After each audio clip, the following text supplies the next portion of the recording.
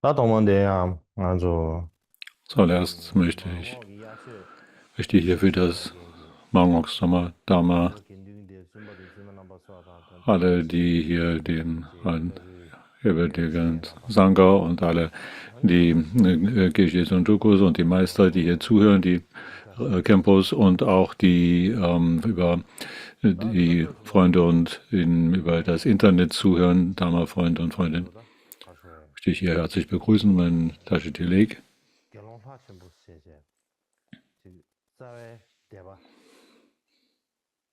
Wir sind jetzt in dieser Diskussion, ob dieser Bhikshu Mahadeva mit dem ursprünglichen Spaltung des Sangha zu tun hat. Und das ist der Gegenstand, den wir bereits vorher angesprochen haben. Und ich habe aber diese 5 Punkte des Mahadeva habe ich bereits erwähnt.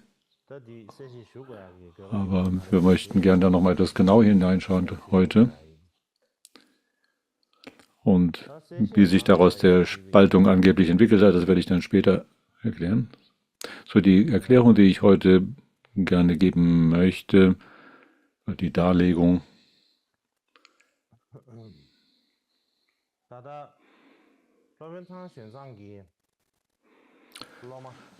In der Ausführung des Schülers von Xuanzang Kuji,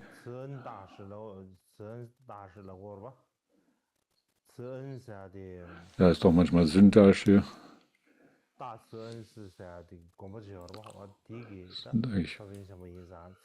Der Master, wie heißt der Dasun und der und Shindasu sind beides große Meister der. Und da gibt es einen Kommentar, der eine Zusammenfassung bringt, worin ein bisschen über Mahadeva auch erklärt wird. In seiner Auffassung war der Bhikshu Mahadeva nicht so hinterlistig wie in den anderen Quellen, die wir gestern oder anderen Tags angeschaut haben. Und in gleicher Weise sind die anderen Älteren, die Staviras, die haben ihn kritisiert. Aber kritisiert heißt nicht, dass er so schlimm gewesen ist, wie in den anderen Tags erwähnt. Und dann sind die 5 Punkte des Mahadeva. Und das ist also also das ist einmal die Erklärung, die Mahadeva selber gegeben hat und wie dann die anderen darauf reagiert haben, die ihn kritisiert haben. Und das ist eigentlich sehr klar hier erwähnt und ich habe das anderen Tags nicht Gelegenheit gehabt, das hier ausführlich darzulegen. Ich möchte da heute wenigstens nochmal darauf zurückkommen. Also in der Koichis Zusammenfassung des Yogacara Bhumi werden die 5 Punkte des Mahadeva erwähnt. Und das hat ja also 5 verschiedene Abschnitte. Das erste ist das, was Mahadeva selber gesagt hat. Und wie ich die anderen Tags hier gesagt habe, durch andere verführt, Unwissenheit, Zweifel und durch andere geleitet, Erfahrungsweg entsteht das Wort, das ist die Lehre des Buddha. Und da ist der erste Punkt nämlich dass Mahadevas Erklärung, Arhats haben zwar die Kleshas beseitigt und so weiter, aber sie durch das Übel des Maras, sich selber als Götterkind zu sehen, können sie trotzdem Hindernisse bestehen daran, dass ihre Robe befleckt wird und durch Unreinheit und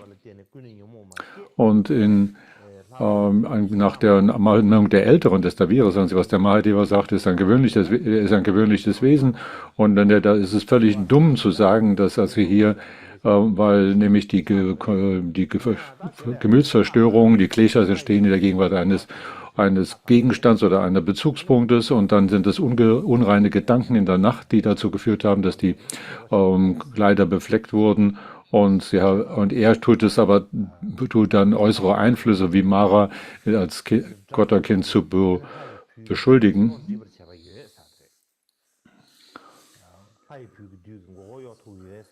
Also was Sie hier sagen ist, oder was er sagt hier, Arhats können doch noch getäuscht werden durch diesen Mara des Götterkinds. Und das ist hier sehr, sehr ähnlich wie in dem Abhidhamma Kosha, dem heißt es, dass hier, indem der große Brahma sich selber missverstanden hat oder da falsch dargestellt hat als großartiges Wesen, hat der Ashvavid getäuscht. Und da ist ja diese Geschichte, wo der Bhikshu Ashvavid, der hatte in seinem Samadhi, die in Einsamkeit, die Frage, wo die großen 4 Elemente hin verschwinden. Und er hat dann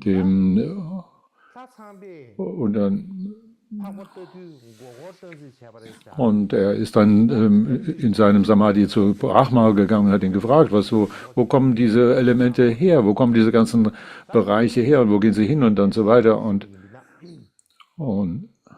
also er hat praktisch mit seiner Frage, ist er zunächst auf Brahma gestoßen und hat Brahma gefragt. Also das ist ein Arhat, der Ashvavid.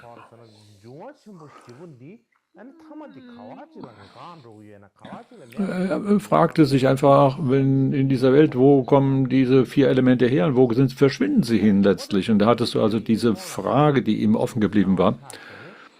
Und durch diese Frage ist er dann plötzlich aus dieser Welt verschwunden, ist in die Welt der großen Götter der 4 Richtungen, der Herrscher der 4 Richtungen gegangen und hat diese befragt, wo denn diese Elemente hin verschwinden und die wussten nicht Bescheid. Und dann letztlich ist er dann auf Brahma gestoßen, der höchste Gott.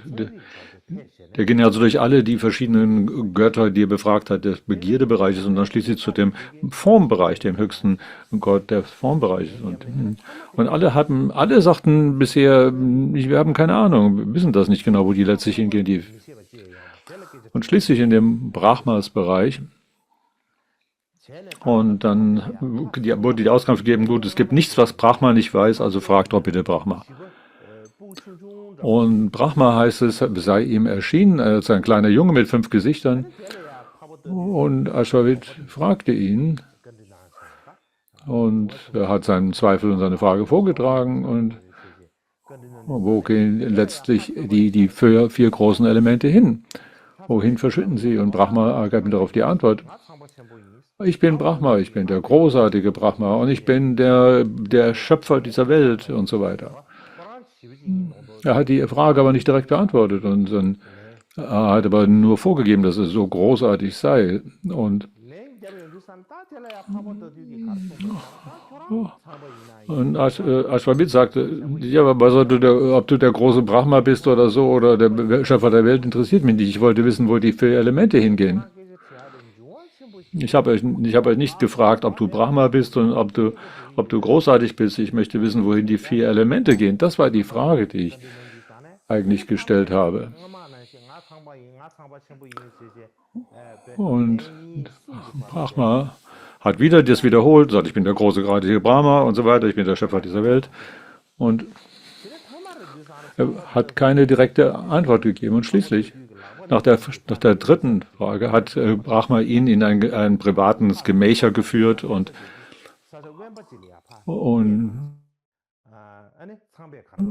wo eigentlich keine anderen Götter anwesend waren und hat ihm gesagt, ich bin Brahma, alle meine Gefolge hier, die glauben, dass ich Brahma bin und dass da nichts ist, was ich nicht weiß oder sehen kann. Das glauben sie alle.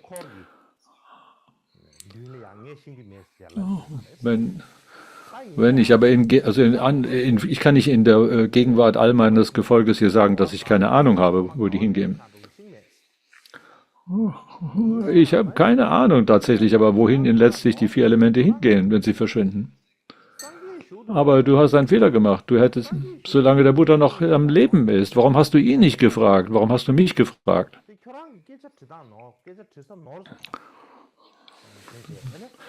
Du hast die falsche Person hier angesprochen. Als er das dann sagte, hat sich Ashvavid aus diesem Bereich wieder entfernt und hat sich zu dem Buddha begeben und den Buddha gefragt, wo letztlich die 4 Elemente hingehen. Und die Antwort des Buddha war, erst verschwinden sie in den formlosen Bereich und dann am Ende verschwinden sie in dem großartigen Nirvana. Das ist die Art und Weise, wie sie verschwinden.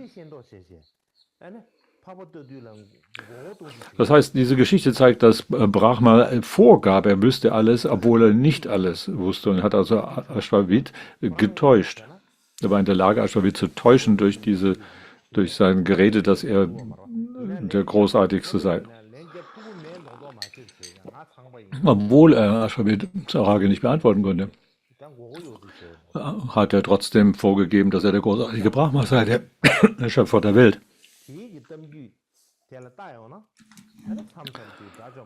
Wenn man auf diese Geschichte schaut, dann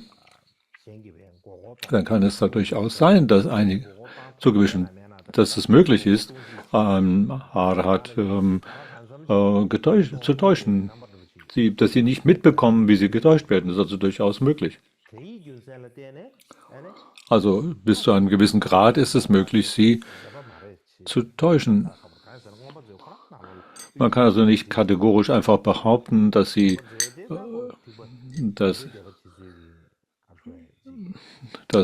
solchen Fehler nicht haben könnten. So, das ist die Erklärung aus dem Abhidhamma-Kosha. Das ist also noch ein Text aus dem grundlegenden Jnana. So, das zweite Punkt des Mahadeva ist hier über die Unwissenheit. Und da ist das, was Mahadeva sagt. Es gibt zwei Arten von Unwissenheit oder Unbewusstheit. Da gibt es die mit Gemütsverstörung verbundene und die ohne Gemütsverstörung, die von Gemütsverstörung freie Art von Unbewusstheit. Und die Stabiris, die Älteren, haben dann gesagt, hier ist doch schon wieder dieser Mahadeva, der völlig verwirrte, gewöhnliche Lebewesen ist.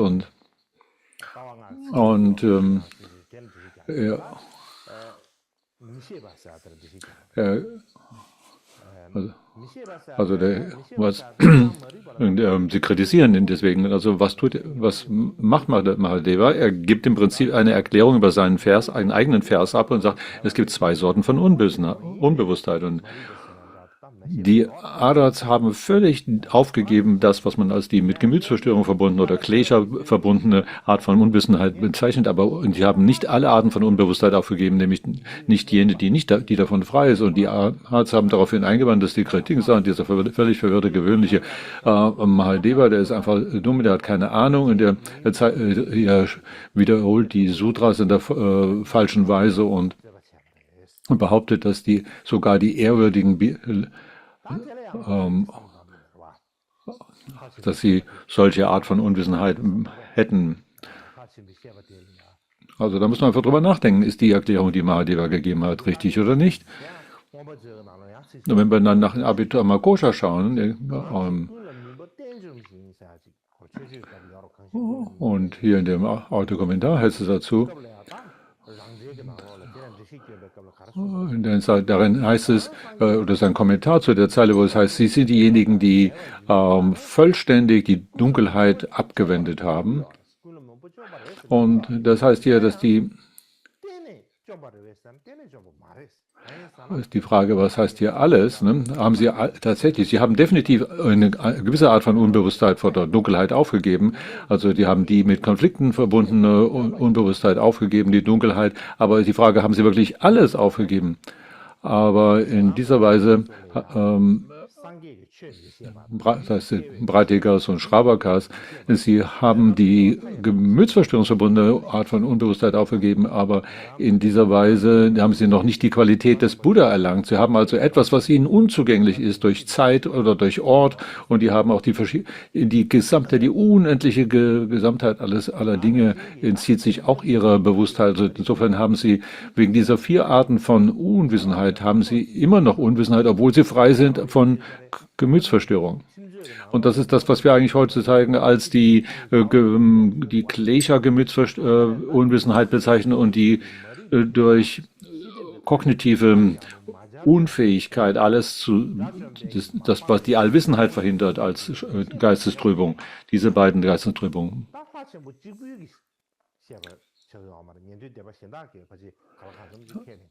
Das ist also nicht nur Mahadeva, der das so erklärt, sondern es gibt durchaus andere Erklärungen, andere Quellen, die eine solche Unterscheidung treffen zwischen diesen verschiedenen Arten von Gemütsverschattungen, die mit Klesha oder die etwa die Allwissenheit verhindernde.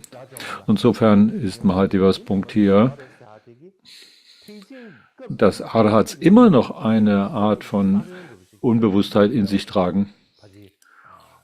Das ist eigentlich, wenn man so will, das Samen für das, was man später als Mahayana Art der Weltbeschreibung bezeichnen könnte.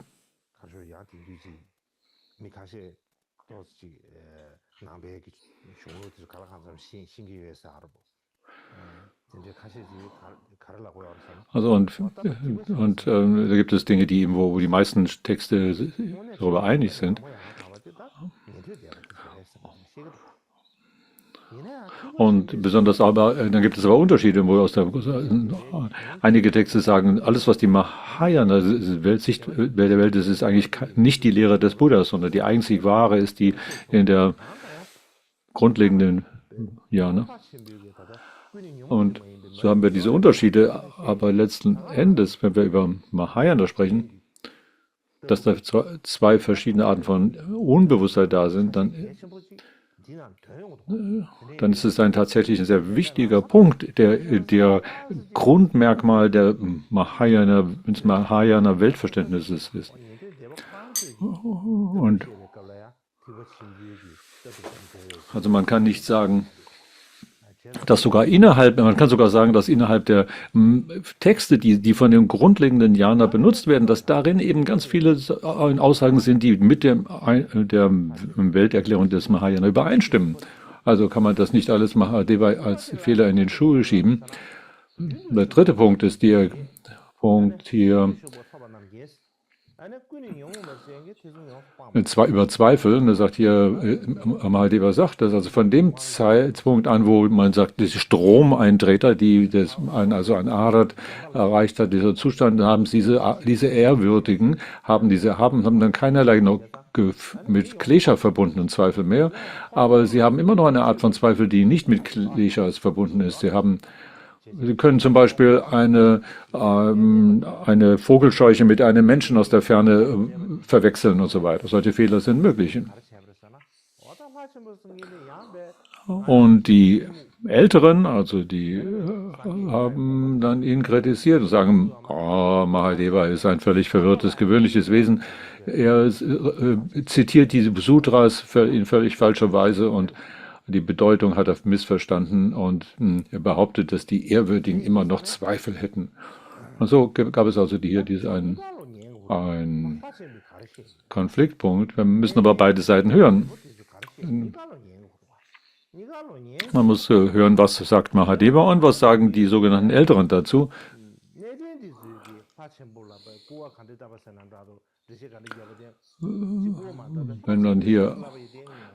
Wenn man die Kritik der Älteren allein nimmt, dann haben wir noch nicht verstanden, was eigentlich Mahadeva vielleicht aussagen wollte. Sonst muss man tatsächlich auf beide schon schauen.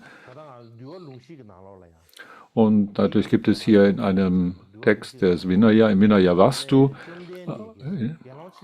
in Vinayavastu gibt es eine Aussage, das heißt, dass der Bhagavan hat gelehrt, dass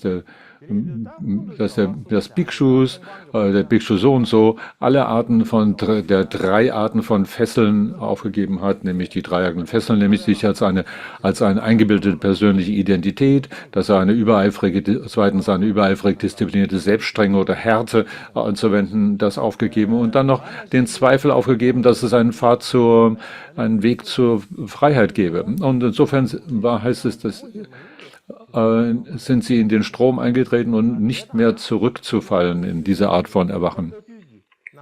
Und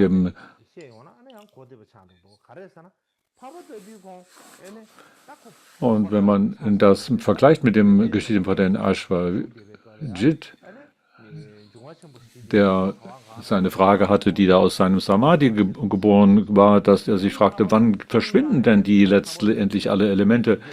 Und dann hatte er doch einen Zweifel. Wenn er keinen Zweifel mehr gehabt hätte, dann hätte er doch gar nicht diese Frage gehabt und wäre nicht herumgezogen, rauszufinden, wo die vier Elemente hin verschwinden. Also man kann nicht sagen, dass Arhats grundsätzlich überhaupt gar keine Zweifel mehr haben. Und so macht das durchaus Sinn, wenn man das versucht zu erklären, was Mahadeva damit gemeint haben könnte. Und der vierte Punkt ist hier, in Mahadevas sagt hier jemand wie Shariputra und andere, die also eine hohe Auffassungsgabe haben, auch sie müssen einen Mentor haben, einen Herzensfreund, einen Kalyana Mitra, der ihn auf dem Pfad leitet. Und andere Schüler müssen unbedingt, auf jeden Fall natürlich jemand haben, der sie auf dem Pfad anleitet. Und die Älteren haben ihn kritisiert und sagen, Mahadeva war völlig verwirrt, ganz normales Wesen, er zitiert die Sutras falsch und hat die Bedeutung falsch verstanden. Und wenn Shadaputa sagt, die Shadaputras, die mit solchen hoher Auffassungsgabe immer noch angeblich nicht weiß, jemand braucht, der ihn auf dem Pfad führt, und das heißt, er wüsste noch nicht mal selber, ob er Arahat wäre. Was will dann jemand wie du dazu noch überhaupt noch sagen? Wenn selbst der Shariputra so ist, dann brauchen wir über dich doch gar nicht zu reden. Also so war ihr Gegenargument. Sie sagten also,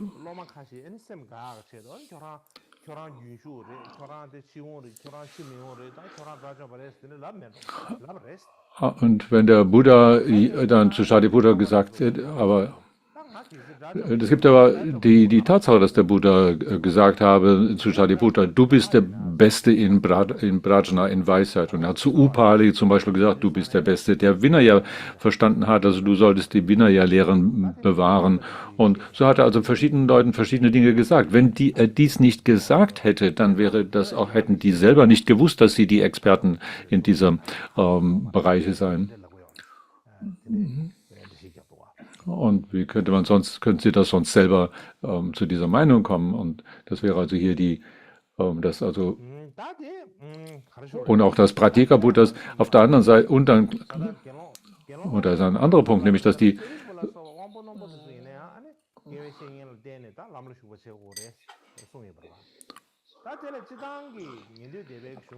Mahadeva sagt, du brauchst einen Führer, einen Kalyana Mitra, der dich mit dem Guten vertraut macht. Und das ist die Aussage von Mahadeva.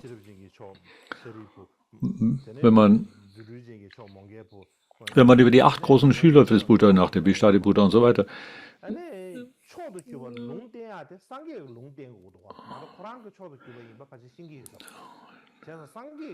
dann,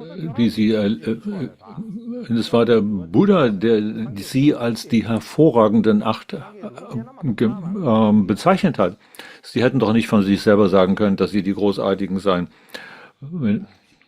Wenn der Buddha ihnen das nicht gesagt hätte, hätten sie das selber nicht wissen können. Das ist ein Grund, warum man jemand anders braucht, der einen darauf hinweist, der einen den Weg zeigt. Und der zweite Grund ist was in den grundlegenden Jnana selbst enthalten ist, also wo sie sagen, über Pratyeka Buddha sprechen und sagen, in dem letzten Leben, für Pratyeka Buddhas, die selbst Erwachenden, heißt es, die dann am letzten Leben brauchen sie keinen Meister mehr, keinen Lehrer, und erreichen ihre Erwachen von alleine. Aber die Shravakas, im Gegensatz zu den Pratyekas, die brauchen jemanden, der sie anleitet. Also steht doch selbst in den grundlegenden Jnana schon in den Schriften darin enthalten. Also bitteschön, da ist doch jemand, der sie brauchen, der sie anleitet, also einen Kalyana Mitra, der sie auf den Weg bringt.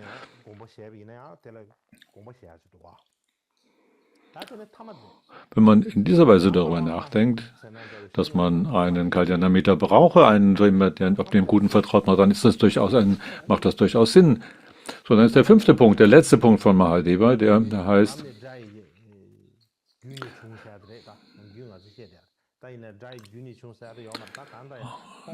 dass der Weg, der Erfahrungsweg aus Worten heraus entsteht. Und das heißt hier, dein Kommentar dazu sagt, dass jene, die in der früheren Lebzeiten bereits ganz viele Trainungen, Übungen durchlaufen haben, dann, wenn sie jetzt hier sind, durch einen einen Zustand des Arhat oder einen erhabenen Zustand erreichen, einfach indem sie bloß die Unterweisung des Dharmas durch den Buddha hören oder darauf hingewiesen werden, oh, da ist alles Belastung oder Leersein und so weiter. Und einfach dadurch, durch das bloße Hören alleine schon ihr Ergebnis erlangen. Oder jemand sagt, dass sie sagen, oh, diese Welt ist alles Belastung und einen Abscheu gegen dieses weltlichen Ziel entwickeln und plötzlich dadurch alleine schon in den Zustand eines Arhats oder eines Erhabenen versetzt werden. Und das ist, weil sie es von so tiefem Herzen es plötzlich verstehen. Sie sind bereits vorbereitet durch die früheren Lebzeiten und sind deshalb durch wenige Worte alleine schon in der Lage, ihr Erwachen zu erleichtern. Das ist die Erklärung, die Mahadeva gegeben hat, aber die Älteren haben ihn kritisiert und haben gesagt, also Mahadeva ist doch derjenige, der hier hinterlistige Handlungen begangen hat und die Quellen des Guten selber abgeschnitten hat. Und er hatte nur Angst davor, in die niederen Lebensbereiche zu fallen und hat deshalb geschrien im Schlaf, Geschehnis, wo er dann im Schlaf, oh, alles ist Leid, oh weh, geschrien hat.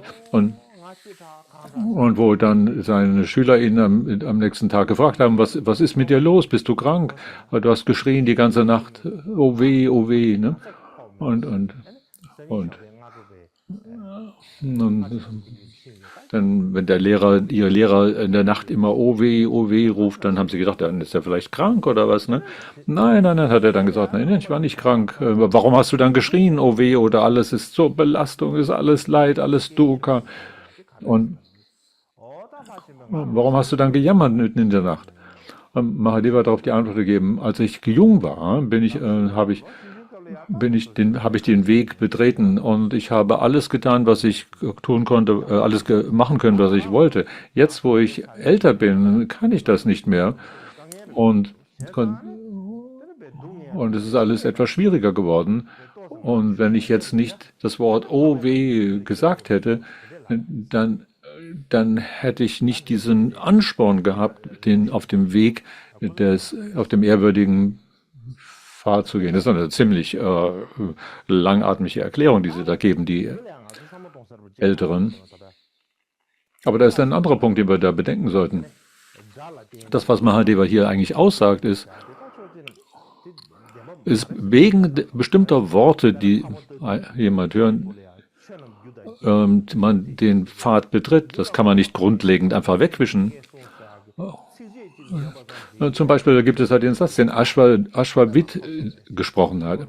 Ashwajit hat den Satz zu Shariputra gesagt, einen Vers zitiert. Er hat einen Vers zitiert und hat gesagt, alles Geschehen aus Ursachen und Umständen entsteht, jene Ursachen hat der Tathagata erklärt. Und was diese Ursachen beendet, hat ebenso der große Shramana erklärt. Und bloß, dass er diese Worte gehört hat, hat den Shariputra bewirkt, dass er sofort den Zustand eines Ehrwürdigen, eines Erhabenen erlangt hat. So ist es in dem Vinaya Vastu erklärt. Und wenn man also versteht, dass etwas Leiden ist, von der Tiefe des Herzens versteht, dass alles Belastung ist, dass diese ganze Welt Belastung ist. Und dann wird man natürlich davon berührt, auch das zum Ausdruck bringen. Und das ist eigentlich ein Ausdruck davon, dass man tatsächlich die Natur der Dinge so versteht und dann ein solcher Ausdruck einem entgleitet. Und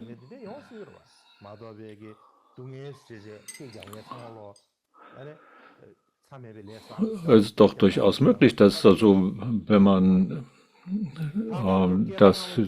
wir so nur sagen, Samsara ist alles eine Last, aber wenn wir tatsächlich aus der Tiefe Herzen uns das plötzlich spüren und davon berührt sind, dann ist es doch möglich, dass jemand dann sagt, oh, alles Last. Ne?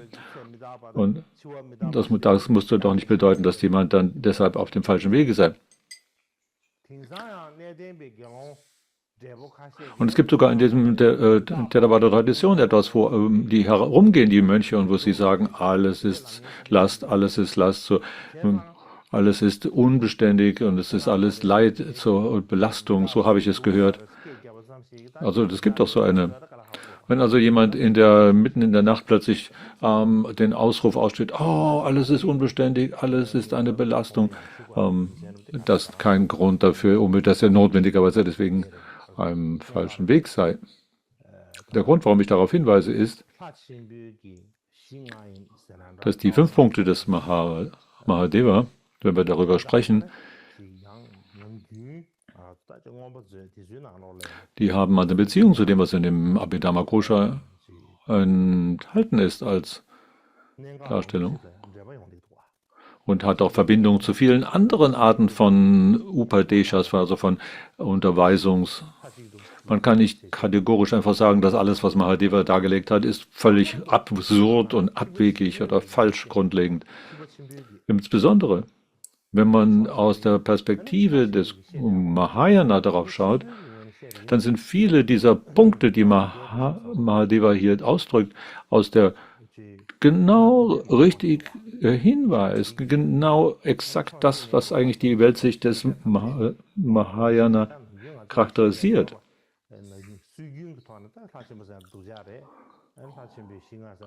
So, normalerweise gibt es so eine Geschichte, wo man sagt, alles, was der Mahadeva, der hat also diese 5 falschen Punkte da erklärt.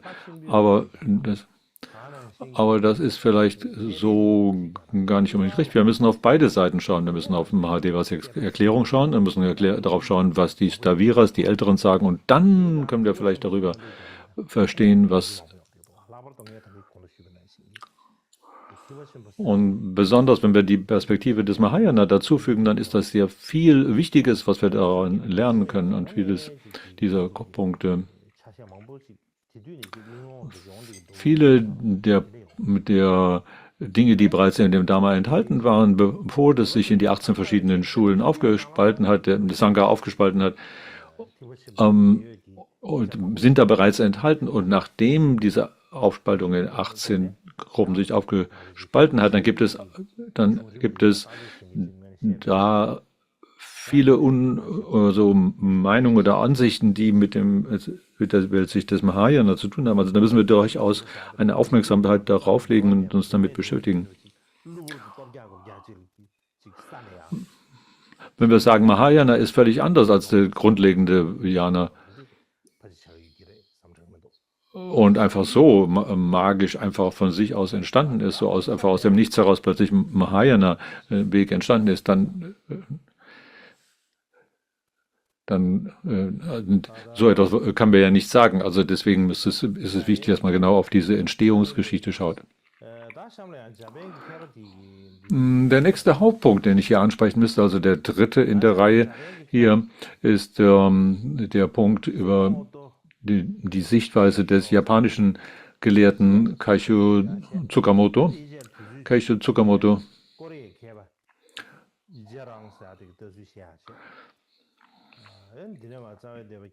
und wenn wir Zeit haben, kann ich noch über die Sicht von Jijarang sprechen, aber hier, ich weiß nicht, ob wir da heute noch dazu kommen, aber zunächst mal möchte ich über die Sicht des japanischen Gelehrten Kaisho Tsukamoto oder Tsukamoto Keisha sprechen.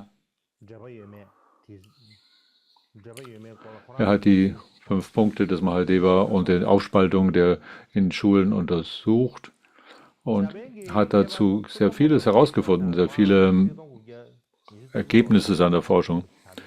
Also dieser japanische Gelehrte, Kaisho Tsukamoto, war 1929 geboren und hat in einer Schrift, die er 1965 verfasst hat, sich geäußert zu Mahadevas Überlieferungslinie und die Kontroverse, die zu dem ursprünglichen Spaltung in die verschiedenen Gruppen oder Fraktionen geführt haben. In dieser Abhandlung findet er 18 verschiedene Quellen, die er miteinander vergleicht. Und das waren alle die Quellen, die zu seiner Zeit damals verfügbar waren. Und in seiner Analyse was die 5 Punkte des Bhikshu Mahadevas waren, ob die wahr oder falsch sind und so fort, ist es eine sehr akademische, sehr gründliche, ausführliche Vergleich dieser Quellen und hat auch versucht, wieder Quellen zu rekonstruieren, die verloren waren und so weiter.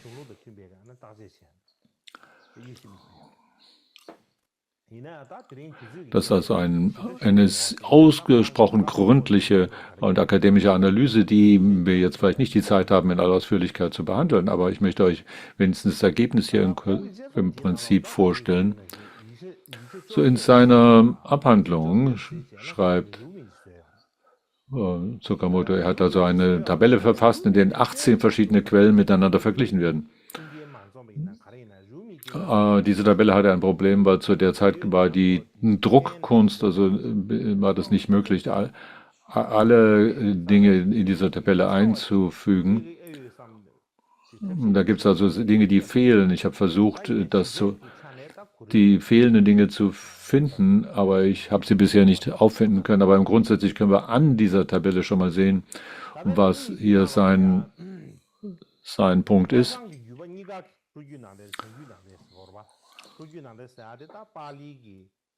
Er vergleicht im Prinzip beide, die nördliche und die südliche Tradition oder Überlieferung und vergleicht die Texte, die jeweils zugrunde liegen und um welche Meinung sie vertreten in Bezug auf die 5 Punkte von Mahadeva und auf also hat er auch hat sowohl das Tibetische und auch das Chinesische noch mit eingeschlossen, alles was in den südlichen Traditionen und so weiter verfügbar ist. Und es hat 18 verschiedene Arten von Textquellen hier, Textzeugen, die er hier dazu befragt hat und hat die Unterschiede hier dargelegt im Hinblick auf Also erst müssen wir uns die 18 Texte mal kurz vergegenwärtigen. Welche Grundlagentexte hat er hier gefunden und verglichen? Also das erste, was er hier untersucht, ist hier, ich habe die alle hier mit A, B, C und so weiter durchnummeriert. Das erste ist die Vaibhashika, hat von Tang Chuang übersetzt ins Chinesische. Das kommt aus dem Jahre 656. Das ist also die Übersetzung.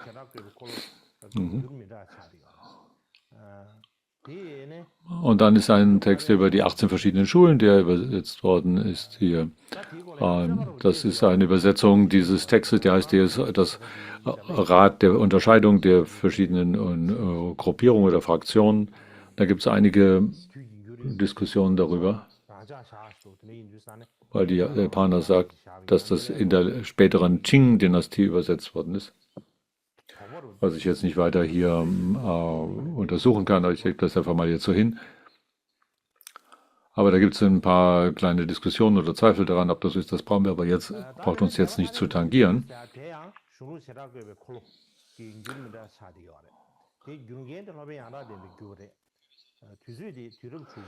Und da gibt es eine andere Art von Übersetzung, der übersetzt worden ist aus dem 6. Jahrhundert, das ist mit Paramattha, von dem Meister Paramattha übersetzt. Und dann gibt es wieder eine weitere Schrift, die ist von Xuanzang, über die Unterschiede der verschiedenen Schulen. Es gibt im Prinzip 3 verschiedene Haupttexte, die die Unterschiede der verschiedenen Fraktionen, die sich damals gebildet haben, erklärt. Und das letztere ist die 6 aus 662 und dann gibt es die Übersetzung in das Tibetische, die wahrscheinlich von einem Bande Sakyong übersetzt worden ist. Und dann gibt es die von Kueji, dem Schüler von Xuanzang, verfassten Schrift. Und dann gibt es einen weiteren Text, der hat die tiefgründige Bedeutung der 3 Abhandlungen von einem Meister aus der Xinzang, aus der Tang-Dynastie, aus dem 5. Jahrhundert. Und dann noch eine Erklärung des Meisters Paramattha aus dem 6. Jahrhundert, der noch seine eigene Übersetzung anfügt aus dieser verschiedenen Unterscheidung. Und dann Tang Xuanzangs Reisebericht zu dem Reise in die westlichen Bereiche aus dem Jahre 646. Das sind 2 andere, J oder K. Ich weiß nicht, was diese Schriften genau sind. Das habe ich nicht herausfinden können. Da gab es irgendwie ein Druckproblem während dieser Zeit. Und da gibt es deswegen in dieser Liste einige Stellen, die offen geblieben sind und die auf jeden Fall sind es Texte, da gibt es einen weiteren Text, der über die Unterschiede zwischen der in 18 Schulen ist, von dem Acharya Sanghavarma, der im 6. Jahrhundert erschienen ist. Und dann gibt es die Geschichte von des Königs Ashoka, die auch im Chinesischen vorhanden ist und der von Anfang Jin übersetzt worden ist, aus der ungefähr im 281 bis 306. Und dann gibt es das Sutra des Königs Ashoka bei Liang Sanghavarman, übersetzt aus dem 5. Jahrhundert. Und die unterscheidenden Qualitäten und Abhandlung darüber ist ein Pali-Text und auch in Chinesisch. Dann gibt es Dipavamsha, das ist die Geschichte, und dann Mahavamsha, die Geschichte der Ausbreitung des Dharma in Sri Lanka. Und dann gibt es einen Pali-Kommentar dazu, der verfasst ist, und das sind also im Prinzip die verschiedenen 18 Texte hier kurz erwähnt. Wenn man diese 18 Quellen miteinander vergleicht, ich möchte kurz hier einen Auszug ich kann da nicht auf die Einzelheiten gehen, aber diese Tabelle kurz hier zeigen, wie er da vorgegangen ist. Oben haben wir die von ABC und so weiter, die 18 verschiedenen Quellen. Diese Buchstaben stehen für die jeweiligen Quellen. Und wenn man die Zeiten und wenn man dann den Zeitpunkte, die darin erwähnt werden, vergleicht, also erste Zeile hier sind die Zeitpunkte, und dann sieht man, dass es da jeweils unterschiedliche Meinungen zu den Zeitpunkten der Geschehnisse zum Beispiel sagen, es sind 116 Jahre nach dem Parinirvana oder 116 bis 160 oder andere sagen, es sind über 100 Jahre, und so gibt es jeweils unterschiedliche Darlegungen der Beschreibung der Zeitpunkte der Geschehnisse nach dem Fortgehen des Buddha. So, und dann gibt es eine Position, die eben sagt, das ist 100 Jahre. Und dann gibt es die Unterschiede, die zweite Zeile beschäftigt sich mit die Königszeiten der Regierungszeiten der Könige und so weiter. Welcher König war zu jener Zeit an der Regierung? Und auch da geben wir zum Beispiel, die Quelle A ist ein Unterschied zu Quelle B. B behauptet, es sei Ashoka, und die erste sagt, es ist Nein, sagen, es ist Nanda oder Mahapadma. Es gibt verschiedene Arten von Regierungszeiten, die zu jener Zeit gewesen sein könnten, und die werden in den Quellen verschieden dargelegt. Und dann gibt es die Frage, wo ist der Geburtsort von Mahadeva? Da behauptet die Quelle A hier,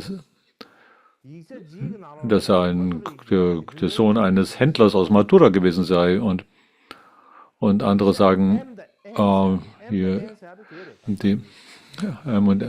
dass er ein Sohn eines Kapitäns sei, und M&N, die aus Sri Lanka, sagen, dass er in Südindien geboren sei. Also sehr weit auseinanderliegende Positionen. Und wenn man über den Inhalt der Geschichte nachdenkt, was er alles für schlimme Taten begangen haben solle, dann die Kreise zeigen in der ersten Zeile, also diese 3 schlimmen Dinge begangen haben soll. Und wenn da dann ist da so ein Kreis drin. Wenn da aber kein Kreis darin ist, dann wird es überhaupt nicht erwähnt. Also in der Quelle A heißt es, er hat diese schlimmen Handlungen begangen, aber B, C, D und E sprechen überhaupt nicht davon, erwähnen es nicht einmal.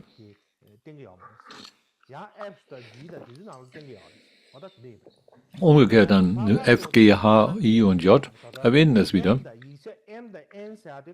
Und in der Quelle M und N, da heißt es, also in der Geschichte aus Sri Lanka, Sri Lanka-Quelle,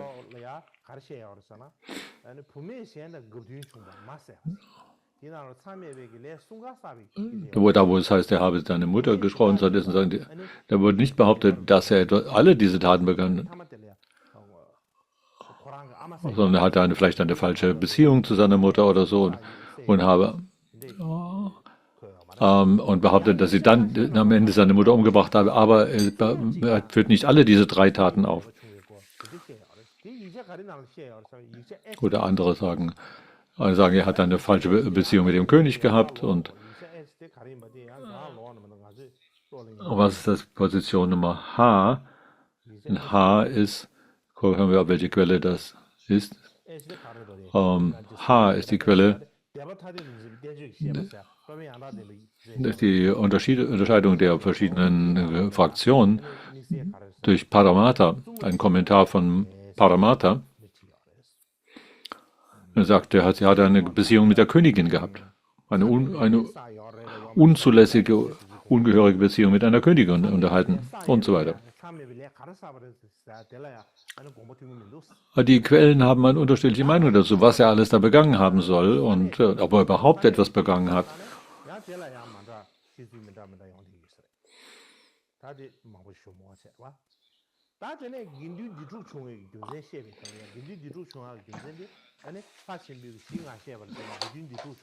Und wenn wir dann über die Unterschiede der Disputs innerhalb der Gemeinschaft nachdenken, also über die 5 Punkte, dann sagen viele Quellen, dass er diese 5 Punkte verfasst habe, aber einige sagen, dass das so nicht stimmt.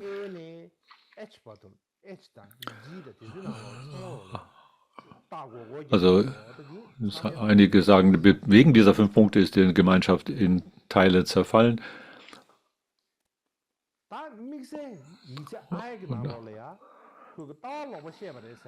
Und der Text I heißt es, dass er falsche Ansichten verbreitet, aber die 5 Punkte werden nicht erwähnt. Oder in der Quelle K heißt es, dass er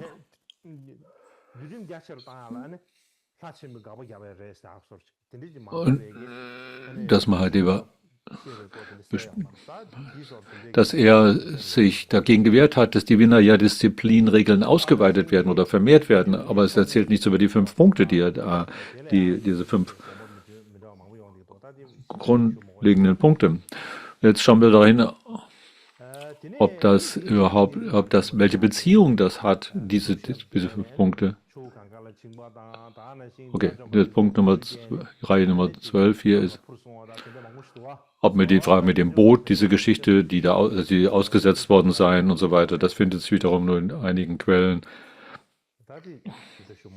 Das ist alles dann wieder nur in diesen Kaschmir-Quellen erwähnt. Also wir müssen jetzt nicht in allem Detail diese Tabelle durchgehen. Was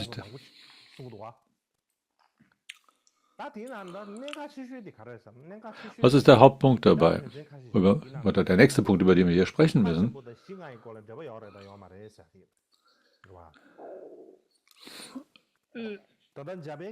Die Frage ist da eine Beziehung zwischen Mahadeva und diesen 5 Punkten? Der Kasha Tsukamoto kam zu dem Schluss, nachdem er die verschiedenen Quellen miteinander verglichen hat, dass da völlig verschiedene Ansichten darüber sind, wer Mahadeva überhaupt gewesen sein soll. Da brauche ich jetzt nicht in die Einzelnen reingehen, da werden wir unsere Zeit verschwenden. Aber der Hauptpunkt, sein Ergebnis, dass derjenige, der Mahadeva, der diese 5 Punkte gelehrt hat,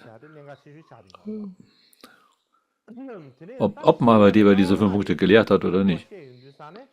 Das ist die Frage. Hat er diese 5 Punkte gelehrt, dieser Mahadeva? Und wenn wir diese 5 Punkte betrachten, diese 5 Arten von Sichtweise, dann haben wir hier die Unquellentexte von den Sarvastivadins. Also ein Ashtagandha-Sutra-Text, der in die chinesische übersetzt worden wurde im 383. Und da gibt es einen anderen, der heißt Kyana Prasthana aus dem Jahre 657 oder 660. Also auch sind zwei wichtige Savasthavada Grundlagentexte. Und da wird über die 5 Punkte durchaus gesprochen. Die sagen, dass die 5 Punkte falsche Ansichten repräsentieren, aber in keinem dieser beiden Texte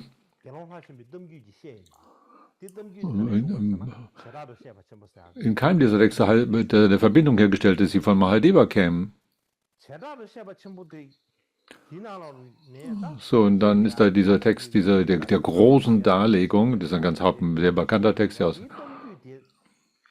worin dann darin behauptet wird, dass eben Mahadeva diese 3 schlimmen kriminellen Handlungen begangen habe.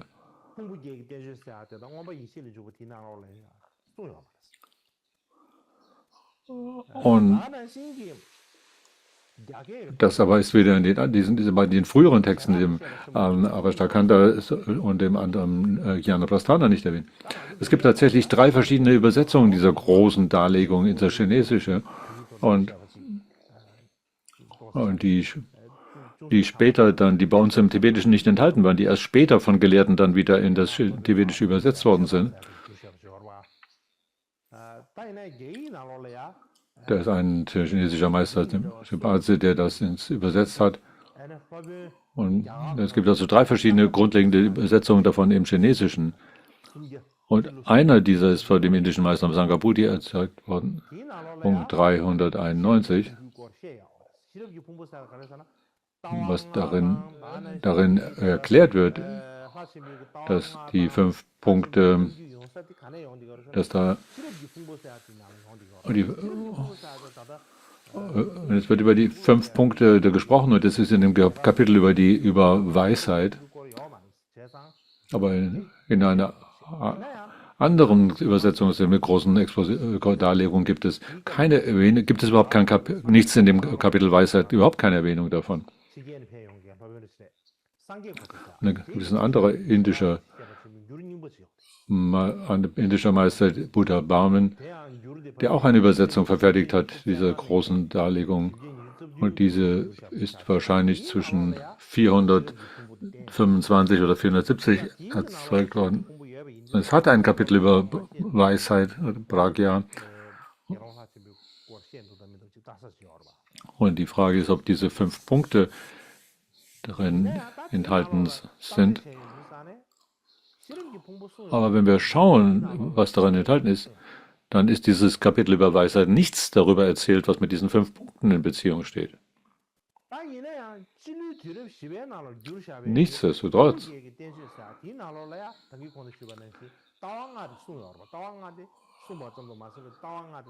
ist dieses Ashtagandha Shastra, was die 5 Punkte, werden diese 5 Punkte erwähnt. Das ist in dem 4. Jahrhundert erzeugt worden. Also der Text aus dem 4. Jahrhundert. Dann sollte es ja in der Übersetzung davon im 5. Jahrhundert enthalten sein, ist aber nicht der Fall. Aber genau darin sind die 5 Punkte wiederum nicht enthalten. Also aus diesem Grunde können wir zu der Annahme kommen, dass diese große Darlegung der Unterschiede zwischen den Situationen, als jetzt am Anfang in der ursprünglichen Manuskript, die 5 Punkte gar nicht enthalten sind. Wenn sie nämlich darin enthalten werden, dann hätte das in der Übersetzung, die im 5. Jahrhundert erfolgte, auch enthalten sein müssen. Aber dass vielleicht dann, nachdem diese Zusammenstellung der Unterschiede, die großen Darlegungen der Unterschiede der Sichtweisen verfertigt war, erst nach der Fertigstellung nachträglich diese 5 Punkte eingefügt worden sind oder angefügt worden sind. Wenn wir auf diese Tabelle hier schauen, da sieht man die verschiedenen Kapitel. Der erste ist ein Abhidharma-Text. Die 8 Kapitel Darlegungen und Und dann ist das Eintreten in Weisheit und dann ist das die Vaibhashika-Position und dann Vaibhashika-Erklärung, nochmal eine neue Erklärung, eine alte und eine neue Erklärung. Wir haben also hier diese 4 Spalten und darin sind die 5 Sichtweisen jeweils. Die Frage, ob sie darin enthalten sind oder nicht, in welchen Kapiteln sie enthalten sind.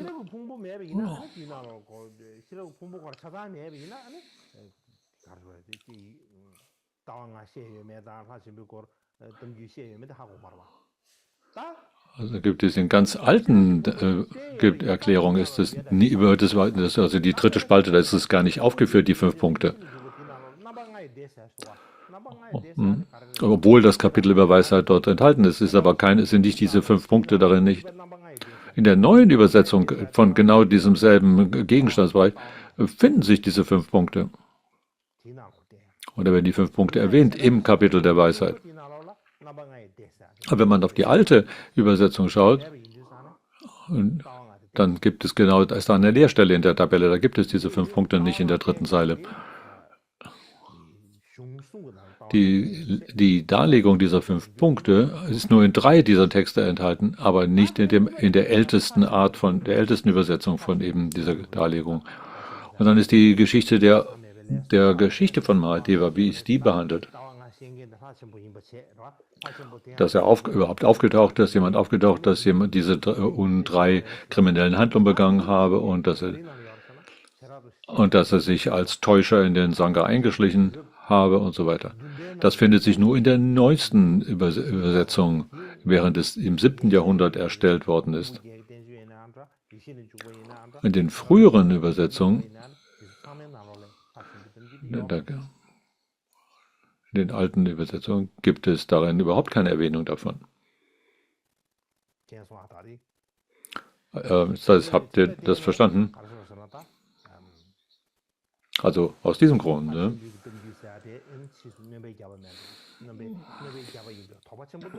Ist wahrscheinlich diese ganze Geschichte über Mahadeva zu einem späteren Zeitpunkt eingefügt worden ist. Jedenfalls gibt es diesen Verdacht.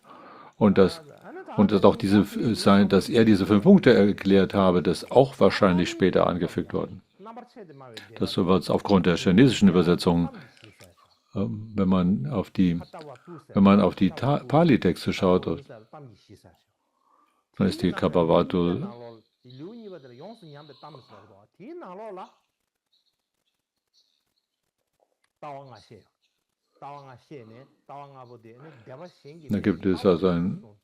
da gibt es ein Kapitel, worin die 5 falschen Ansichten erklärt werden. Also im Kapitel der Weisheit werden am Anfang 5 Sichtweisen erklärt, die als falsche Ansichtweisen bezeichnet wird. Das ist eine sehr weit bekannte Schrift oder Text. Das ist ein großer Meister der Theravada-Schule, der einen Kommentar dazu hat, der hat diese 5 Punkte. Der sagt, dass diese 5 Punkte sind die Ansichten der östlichen Lehrrichtung und die wieder der Mahasanghika-Schule zugeordnet werden. Und dass innerhalb der Mahasanghika dann wiederum Untergruppierungen sich gebildet haben.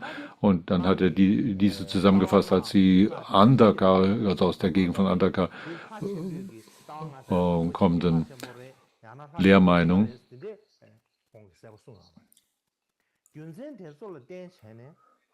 Aber in all diesen, was er in diesen Sichtweisen darlegt und auch bestimmten Lehrrichtungen oder Fraktionen zuweist, ist keine Erwähnung von einer Person mit dem Namen Mahadeva. Also in dem chinesischen und dem Pali-Texten kann man daraus den Schluss ziehen,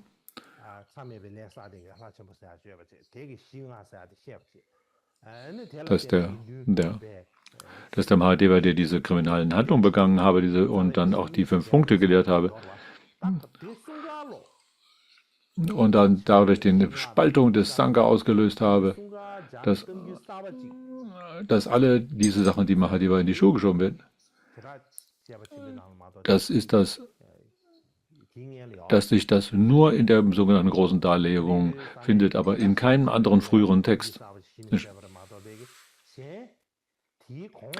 So, das ist also auch in den früheren Versionen davon nicht, sondern ist eigentlich, dass das nachträglich eingefügt worden ist und in den früheren Versionen sich zwar 5 Punkte finden, aber sie haben es nirgendwo eine Beziehung hergestellt, dass das eine Person mit dem Namen Mahadeva gewesen sei, die diese 5 Punkte in die Welt gebracht habe.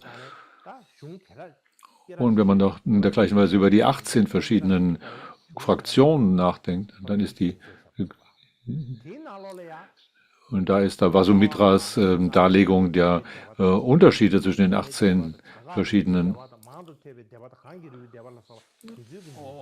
Und da gibt es verschiedene, die er da aufzählt.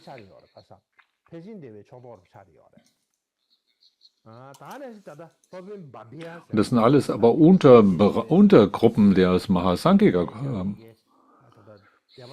Und eine weitere Person, die hat hier dazu geschrieben, von dem einige sagen, das sei Baba Viveka, die diese Unterschiede der Untergruppierung erklärt.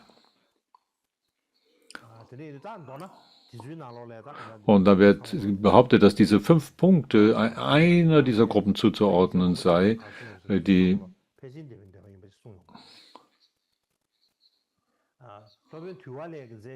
aber im Prinzip nur anzuwenden seien auf Untergruppierungen von dieser Mahasanghika-Fraktion. Und zum Beispiel, dass sie der Lokottavara-Vada-Gruppe und so. Gut.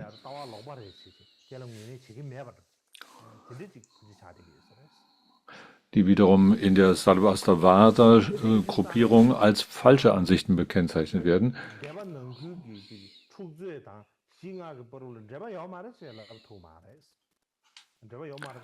Also wir können im Grunde wir können deshalb nicht sagen, dass da keine Beziehung wäre zwischen diesen 5 Punkten und den Kontroversen, die sich in dem Sangha gebildet haben. Aber da ist die Frage, ob Mahadeva tatsächlich der Lehrer dieser 5 Punkte sei. Das ist eine ganz andere Situation. So. Der zweite Hauptpunkt, den ich da hier erklären möchte, ist die Frage oder fragen möchte, ist gibt es eine Beziehung zwischen Mahadeva, den 5 Punkten und der Aufspaltung in die verschiedenen Fraktionen? Also das ist die eine Frage, ob das Mahadeva, haben wir uns beschäftigt, ob er diese überhaupt gelehrt habe, aber dann ist die Frage, ob diese 5 Punkte, die er angeblich gelehrt hat, überhaupt mit der Spaltung in Beziehung gebracht werden. Und wenn man sich fragt, also wie ist diese ursprüngliche Spaltung der Gemeinschaft des Sangha entstanden, dann haben wir das, was im Tantra enthalten ist, der Abhandlung der großen Unterscheidung. Wenn wir also hier sowohl den Kanjur, die Worte des Buddha, wie Tenjor, die Übersetzung aller Kommentare schauen. Da müssten wir eigentlich hier in sogenannte Herz der Weisheit Sutra schauen und so weiter.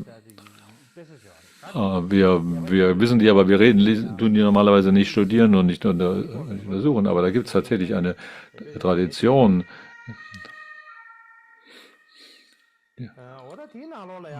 Wenn man die 18 verschiedenen Fraktionen verstehen will, wie sich die gebildet haben, dann ist es sehr wichtig, dass wir in diese Texte hineinschauen.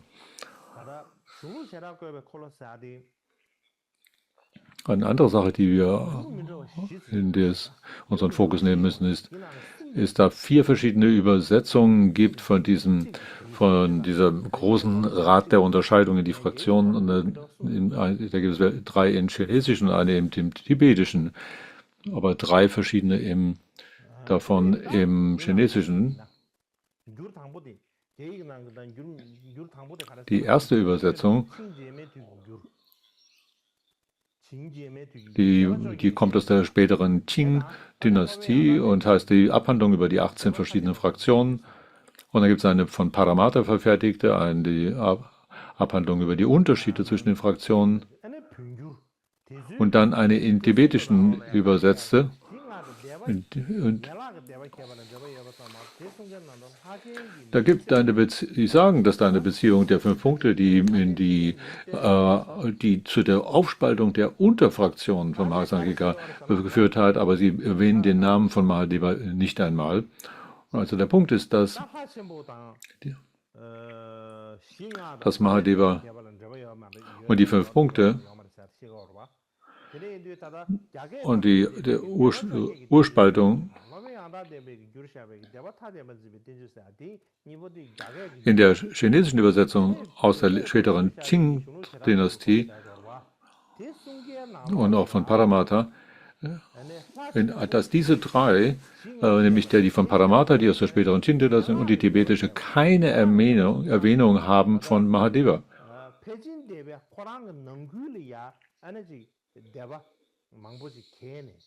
Aber die Spaltungen, die Unterschulen, ist darin enthalten.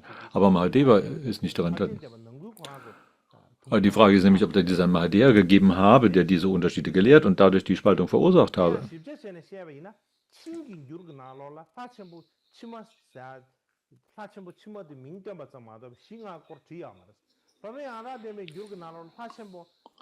Also wenn jetzt die Namen dieser aber genannt, aber es werden nicht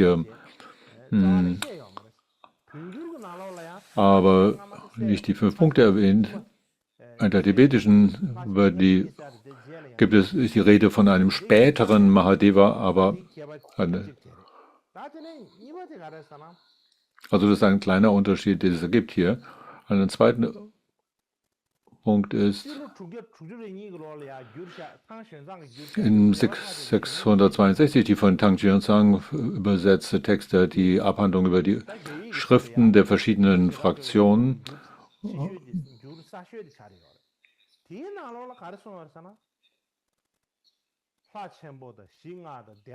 Das ist die neueste, die spätere Übersetzung. Und da wird das in Beziehung gesetzt, dass diese Spaltung von Mahadeva verursacht sei mit seinen 5 Punkten.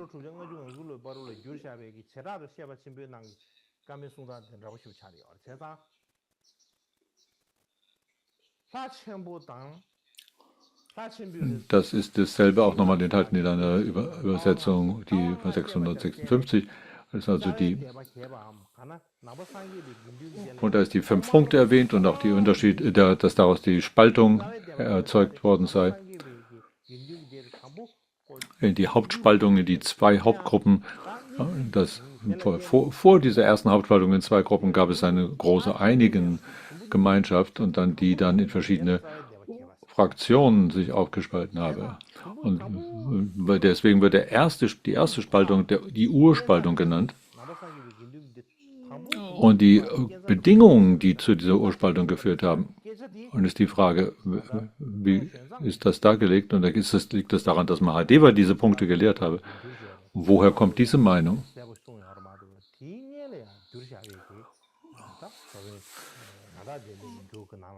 Das ist nur in einem dieser Texte erwähnt, aber in den früheren, die von Paramattha oder der späteren Qing-Dynastie, da wird das in Beziehung gesetzt zu den Unterfraktionen von der Mahasankar, aber nicht mit der Urspaltung in Beziehung gebracht. Und auch wenn da Mahadevas Name auftaucht, wird er nicht in Verbindung mit diesen 5 Punkten gebracht. Wenn man auf die tibetische Übersetzung schaut, dieses Textes der Unterscheidung in die Fraktion, da gibt es einige wichtige Punkte, aber wenn ich auf das schaue, wann es gedruckt worden ist, da gibt es viele Teile, die in diesem Text nicht enthalten sind. Also ich habe das Gefühl, da gibt es fehlende Textstücke. Und eigentlich ist es ziemlich genau der Text von Xingsang, entspricht das dem, aber es scheint ein Textteil zu fehlen. Das ist der Bericht darüber, der einen früheren Mahadeva und einen späteren Mahadeva, der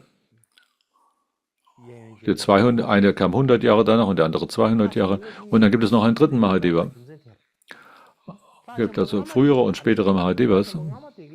Also der Grund, warum ich überhaupt darüber spreche, über den früheren oder späteren Mahadeva hier, dass der frühere habe die Urspaltung verursacht. Und der angeblich dafür verantwortlich sei, dass es überhaupt eine solche Urspaltung zu geben habe. Was macht der Mahadeva im zweiten Jahr, 200 Jahre danach? Der zweite Mahadeva, der also nach der Urspaltung dann später kam, habe diese fünf Punkte gelehrt und habe dadurch die Gruppe wieder in weitere Unterfraktionen zerfallen lassen. Und das wird für diese spätere Untergruppenspaltung sei also der spätere Mahadeva verantwortlich.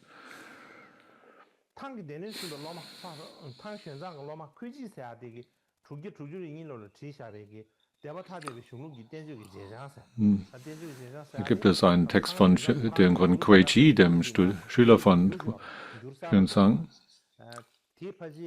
Das hat eine neuere Übersetzung. Und er hat sie wahrscheinlich, also Xuanzang hat eben diese neuere Übersetzung verfertigt und er hat das an seinen Schülern weitergegeben und die haben ihre Notizen davon gemacht und in Kuei Chis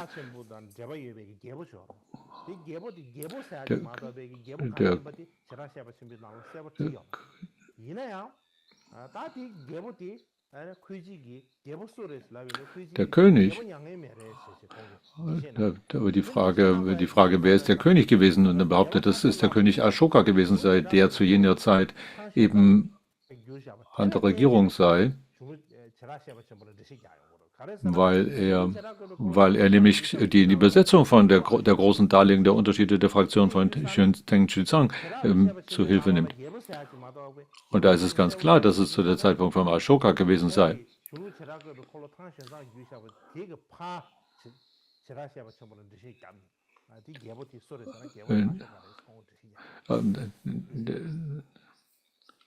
Kuei Chi sagte, es war der King Ashoka, dem er einfach diese Übersetzung von Xuanzang nimmt und dann noch den König Ashoka hinzufügt.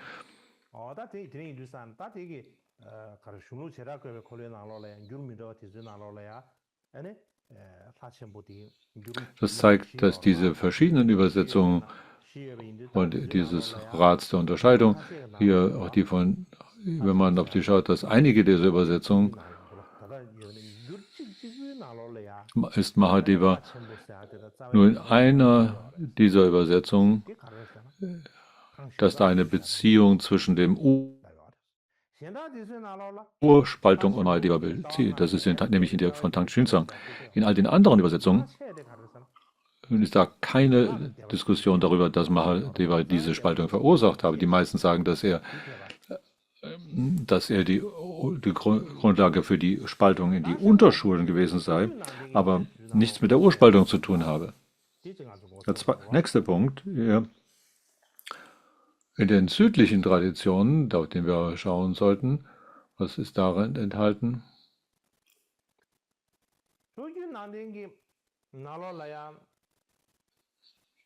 In der südlichen Tradition, wie ich das bereits vorher erwähnt habe, sind ja die 5 Punkte oder die 5 Sichtweisen, als die identifiziert werden als die Weltauffassung der Mahasanghika-Schule.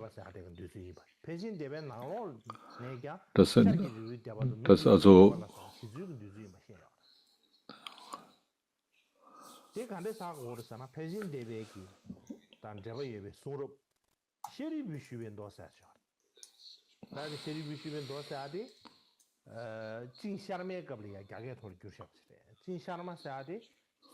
das ist eine Sutra, die auf die Frage von Shariputra antwortet, und das ist der Zeit hier in 420 übersetzt worden.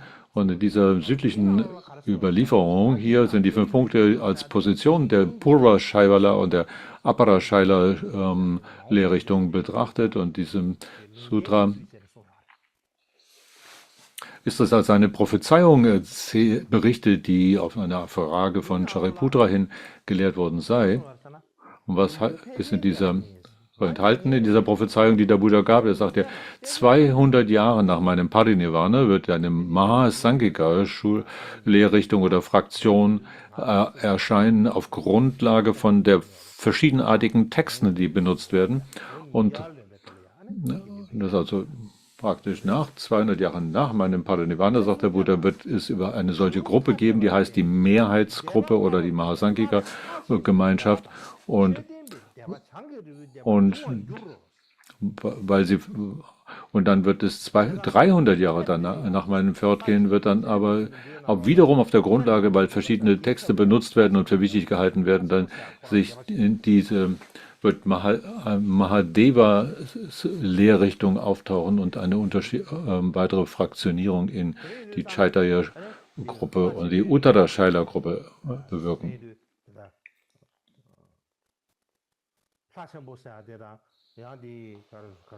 Was, wenn wir über Mahadeva sprechen hier,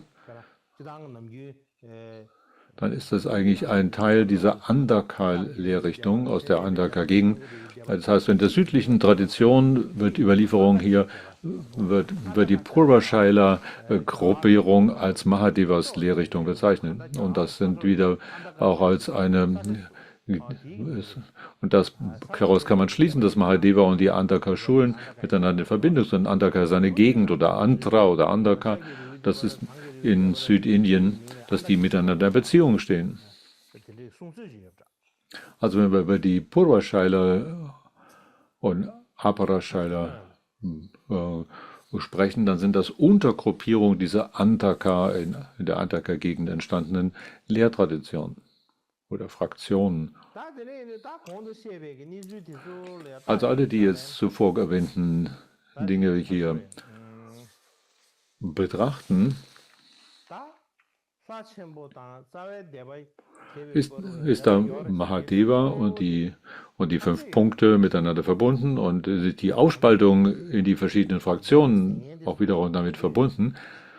Und diejenigen, die das behaupten, die eine solche eindeutige Beziehung herstellen, sind es die Sarvastivada-Gruppierung und insbesondere die aus Kaschmir. Das ist etwas, was wir mal hier betrachten sollten. Wenn man das untersucht, dann ist diese Spaltung und die Beziehung zu Mahadeva hier in der Sarvastivada-Schule dargelegt. Warum ist die eine Sache, also ist das identisch, der Konflikt zwischen den Staviras, den älteren Stavira-Vada und der Mahasanghika-Gruppe, ist das dasselbe wie die Sarvastivada und Mahasanghika-Konflikt? Das ist die erste Frage. Und die zweite ist, warum wurde dann unbedingt Mahadeva noch eingefügt, um die Urspaltung zu erklären?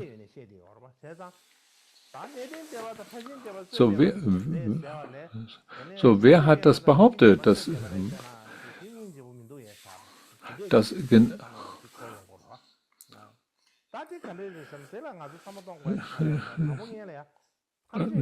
war eigentlich das waren die Stavira oder die Stavira-Vada oder auch wahrscheinlich ist. Also zuerst müssen wir diese Beziehung zwischen Sarvastivada verstehen hier und den Stavira-Vada. Das wahrscheinlich identisch und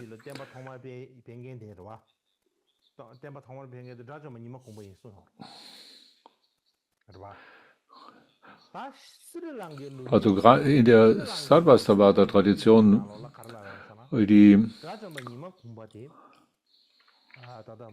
in der Geschichte aus Sri Lanka, wenn man das untersucht, wie hat sich überhaupt diese Stavira-Tradition ausgebreitet nach Kaschmir und so weiter und warum wurden sie später Sarvastivadis genannt? Da heißt es hier in der Geschichte, dass unter den Schülern von Mahadeva, da war in der südlichen Tradition heißt, da gab es jemanden, der heißt Mogaliputta Tissa und Mahadeva, und der hat Mahadeva in die Gegend von Mahishamandala geschickt. Und das sind also verschiedene Gegenden von Indien. Und da hat also Schüler losgeschickt in die verschiedenen Regionen von Indien. Einer, der war Mahadeva, der auch ein Und,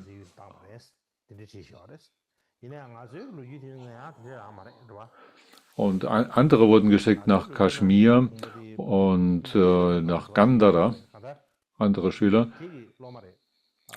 Also Moggalliputta Ticha hat diese Schüler ausgesendet in die verschiedenen Richtungen. Und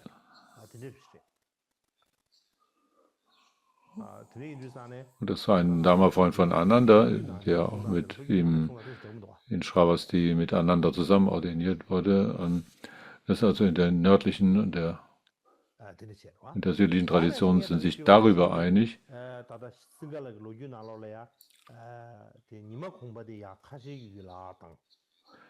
Und aber auch in Einklang mit der Geschichte der Sri Lankas gibt es eben der große Arhat Mahadeva, der in die südliche Richtung geschickt wurde. So auch Mahim Samandala und was in der Gegend von Mysore sich befunden hat. Und das ist ungefähr dieselbe Zeit, von der die Rede ist. Also ein Mahadeva, der in die südliche Richtung geschickt wurde, und Madhyantaka, der nach Kaschmir geschickt wurde. Also die nach der Sri Lanka Geschichtserzählung eigentlich Zeitgenossen waren. Also die erste war dieses Sarvastivada und Masaka, die sagen, dass Madhyantaka nach Kaschmir ging und dort von Moggalliputta Tissa gesendet wurde und dort in Kaschmir und in Gandhara Dharma verbreitet ist. Während der Zeit von Ashoka und mit der Erzählung, dass eben Madhyantaka in diese Gegend verschickt wurde. Und dann gibt es den Mahadeva, der nach Südindien geschickt wurde.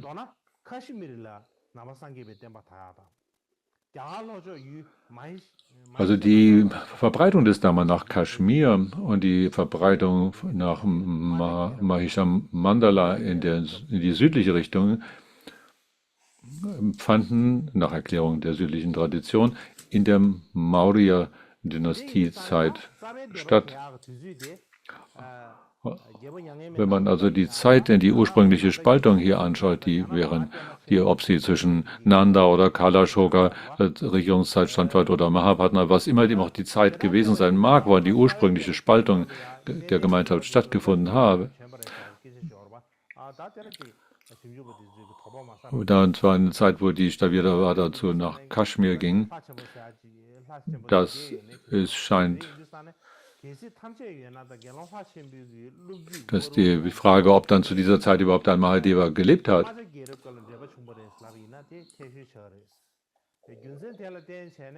Es ist wahrscheinlich angemessen, dass ein Mahadeva etwas zu tun hat mit der Zeit der maurischen Zeit.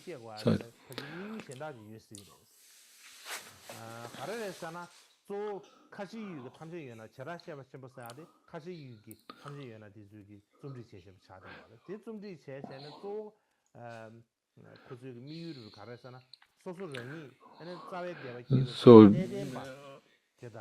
es scheint eher so zu sein, dass dass die Geschichte, die in der nördlichen Tradition hauptsächlich von den Kaschmiri Sarvastivada aufgezeichnet wurde, die das später erst eingefügt haben und das Mahadeva in die Schuhe geschoben haben, dass er die für die Spaltung erzeugt ist und dass sie selber sich aber als die Hauptnachfahren der Älteren, der Staviras bezeichnet haben. Und das fällt in eine Periode, wo die Sarvastivada in Kaschmir besonders mächtig in sich ausgebreitet hat und dass sie sich dann damit eine Autorisierung gegeben haben, dass sie die Abstammung aus dem Stamm jener Älteren kommen, die die eigentliche Lehre des Buddha aufrechterhalten haben. Und wohingegen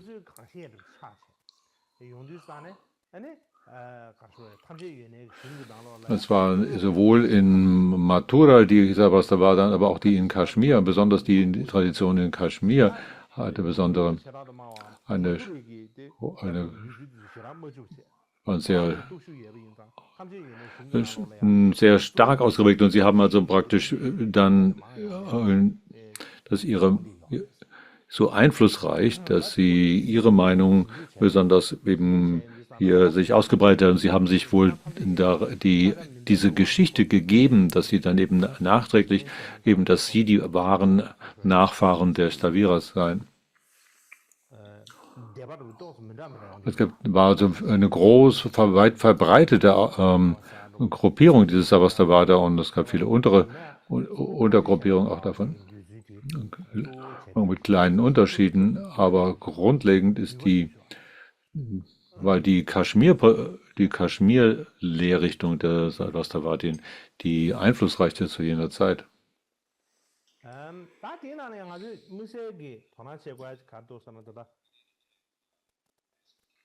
Dann gibt es etwas anderes, was wir in den Fokus unserer Aufmerksamkeit nehmen sollten. Das ist dieses Sutra mit den Shariputas Frage. Etwas, was wir vorher noch nie gehört haben, ist darin enthalten. Deswegen lese ich es am besten nochmal vor hier.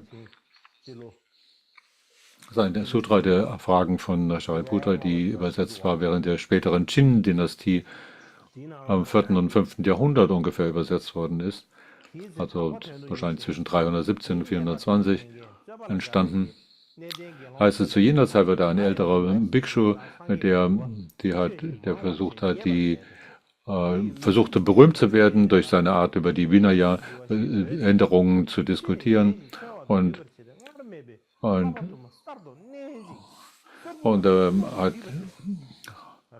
hat versucht, viele neue Regeln einzuführen, die vorher nicht da waren.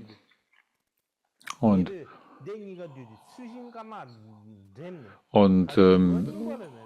deswegen hat der König an der Stelle, nachdem also hatte viele Leute, die das unterstützten, und dann gab der König diesen Konflikt vernommen und er hat dann versucht, eine Einigkeit herzustellen und er hat dann einfach Stöcke verteilen lassen, schwarze oder weiße Stöcke, und hat gesagt, hier, also die dafür sind, das Vinaya so zu belassen, wie es vorher war, die sollen einen schwarzen Stock nehmen und die neue Vinaya-Regeln haben möchten, also die noch strikter sind, die nehmen bitte einen weißen Stock. Und dann hat sich also Zehntausende von Leuten haben einen schwarzen Stock genommen, aber es gab nicht viele, gab nur ein paar hundert mit dem weißen Stock. Und dann hat der König gedacht, okay, wenn alles die Lehre des Buddhas ist, dann ist es nicht richtig zu sagen, dass diese beiden hier mit Konflikt zusammen sind. Aber jedenfalls, es gab also mehr Leute, die den alten Regeln beihaben wollten, deswegen wurden sie die Mahasanghika genannt, die große, die Mehrheitsgruppe. Also was daraus zu entnehmen ist, dass da einer der Älteren war, der eine Vorliebe für Debatte hatte, aber was er damit angezettelt hat, er wollte gerne die Regeln des Vinaya ändern und noch mehr striktere Regeln einführen, die es vorher noch nicht gegeben hat. Also während des ersten Konzils war der Kashyapa und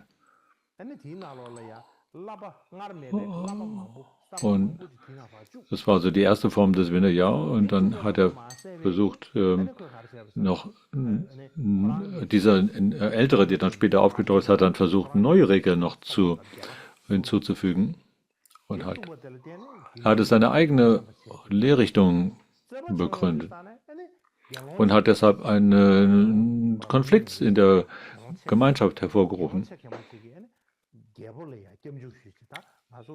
Und ein Bhikshu ist dann zu dem König gegangen und hat gesagt, unsere Gemeinschaft ist hier in einem inneren Streit. Und da gibt es die alten Regeln beibehalten wollen, die anderen möchten gerne die Regeln erweitern.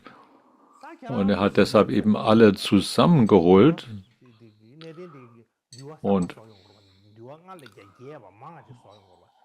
Und da gibt es eben die alte Regeln haben wollen, und mit weniger die alten wenigeren Regeln haben wollen. Und dann gibt es solche, die sollten dann einen schwarzen Stock nehmen, und die neue Regeln haben wollen, soll die weißen Stöcke nehmen. Und man hat dann, und weil da Zehntausende von Leuten waren, die den schwarzen Stock nahmen, und nur ein paar hundert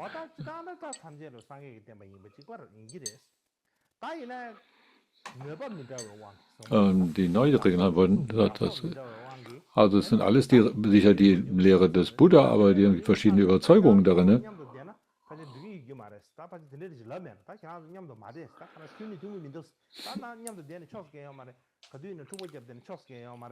Also, wenn ihr nicht miteinander euch einig werdet, dann ist es sicher kein Grund, dass ihr zusammenbleibt. Ihr solltet euch besser voneinander trennen, und anstatt euch hier fortwährend zu streiten. Und da gab es die Gruppe, die an den alten Regeln festhalten wollten. Das war die Mahasangikas, die Mehrheit. Deswegen haben Mahasangika. Und dann gab es die dann noch striktere Regeln haben wollen. Da gab es nur ganz wenige, aber darin waren die meisten in dieser Gruppe, waren aber ältere, also Staviras, und deswegen wurde sie die Stavira-Gruppe bezeichnet, als Staviravada.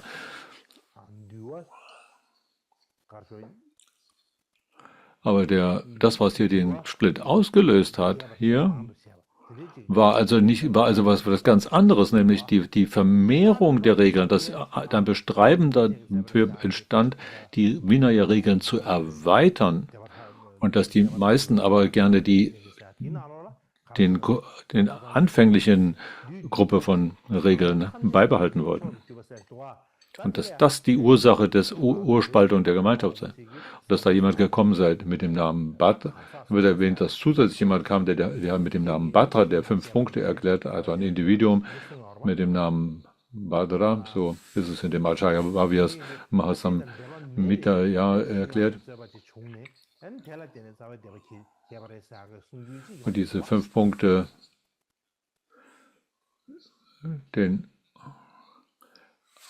die Urspaltung hervorgerufen hat. Also einen Textzeugen gibt es, wo eben dann jemand anders als Mahadeva angeblich diese mit 5 Punkten den Spaltung hervorgerufen haben soll. Also wenn man das alles mal zusammenfassen wollte, was grundsätzlich hier passiert ist, dass die Autoren da haben wir diese große Darlegung, und die Autoren dieser großen Darlegung der Unterschiede der Fraktionen hat zum Zeitpunkt, als ursprünglich das Manuskript verfasst worden ist, war etwas nicht enthalten, was aber dann später eben mit Mahadeva eingefügt worden ist. Aber die Erzählung vorher,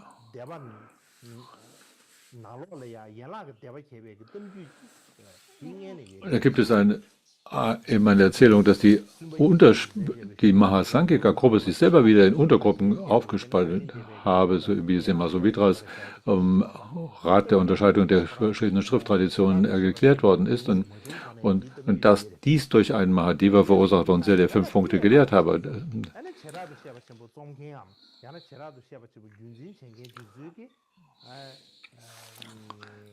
Also das haben die Autoren der großen Darlegung als Beispiel genommen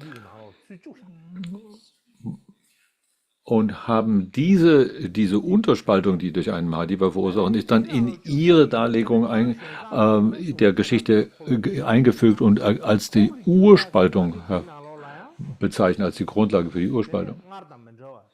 Wenn man also die verschiedenen Traditionen hier vergleicht, so also eine Tsukamoto kommt zu diesem Punkt, dass diese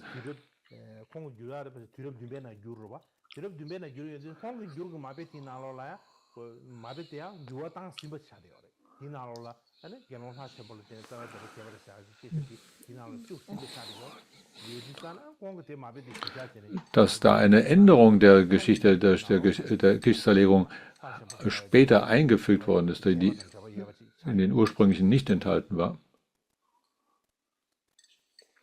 und deshalb eine Beziehung zwischen Mahadeva und der Urspaltung der Gemeinschaft hergestellt worden ist. Also wenn man über die Darlegung von Kashio Tsukamoto, dem japanischen Gelehrten, hier nachschaut, dann ist diese Urspaltung der Gemeinschaft der Schüler des Buddha hier, besonders die Darlegung von Mahadeva,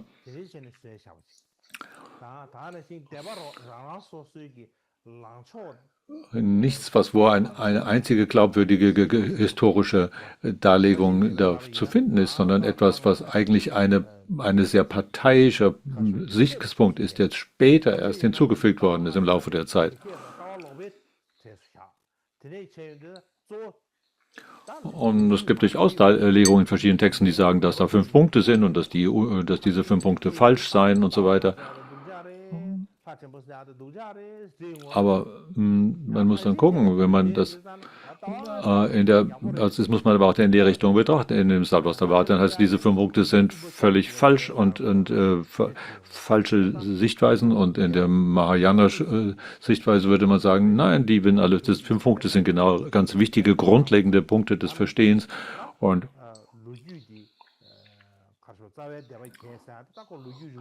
also die Geschichtsdarlegung hängt sehr davon ab, welcher von diesen Lehrrichtungen, unterschiedliche Gruppierungen man sich da zugehörig fühlt.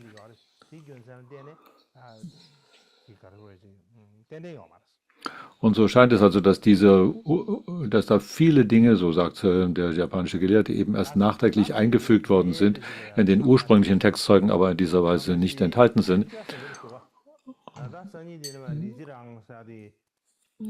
Ich denke, das sollten wir erstmal hier belassen. Tatsächlich ist das eine ziemlich komplizierte Angelegenheit. Und als nächstes, was dann uns bevorsteht, werden wir über Lee Jarangs, einem koreanischen Gelehrten, sprechen und seine Meinung. Das machen wir aber dann in der nächsten Sitzung.